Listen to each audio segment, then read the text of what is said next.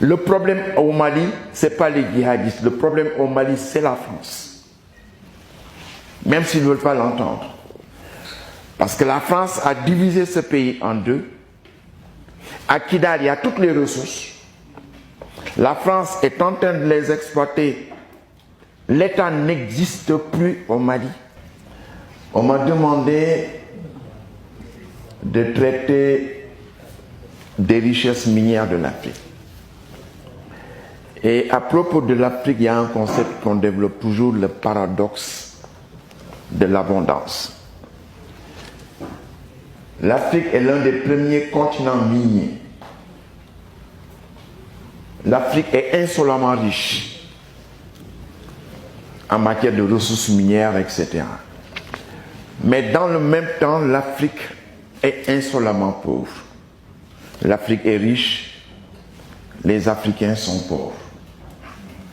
C'est un problème qui fait que toute discussion sur cette question-là doit poser les vrais problèmes. Moi, j'ai eu la chance d'être dans le dialogue national dans deux commissions que j'ai choisies. La commission de la gestion des ressources humaines, des ressources naturelles. Et l'autre commission, c'est la paix et la sécurité. Et à chaque réunion de commission, je dis que les deux questions sont liées. C'est parce que la gestion des ressources naturelles pose problème qu'il y a un problème d'insécurité en Afrique. Et j'ai dit récemment que le problème du terrorisme, ce n'est pas les terroristes. Le problème au Mali, ce n'est pas les djihadistes. Le problème au Mali, c'est la France. Même s'ils ne veulent pas l'entendre. Parce que la France a divisé ce pays en deux. À Kidal, il y a toutes les ressources.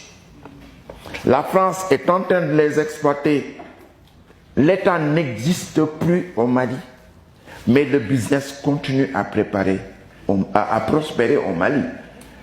Tous les jours, il y a des avions qui décollent en verticale, qui viennent atterrir à Niamey, et leur contenant, qui est l'or brut qui a été exploité au Mali, cet or brut est chargé dans des avions à des destinations inconnues.